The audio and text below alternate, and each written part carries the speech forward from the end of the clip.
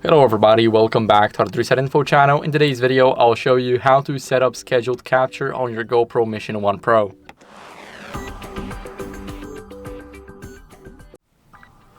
So, it's best to do in the app, so that's why we're here. As you guys can see, we got a lot of choices here, so I'll choose photo for an example. And once we're in the photo, we can click on the pen icon. And here we have the capture settings. So we're gonna go to scheduled capture. We're gonna enable them. And here we have the start time. So I got the 24-hour clock, so it's 3:42 p.m. We can change it to whatever we want. This is 1:42 a.m. We're gonna click done, and now there will be a scheduled capture of a photo at 1:32 a.m. now. So that's how you guys can easily set up the scheduled capture on your GoPro Mission 1 Pro. Thank you for watching. If you enjoyed this video, then make sure to leave a like, subscription, and a comment, and I'll see you in the next one. Bye.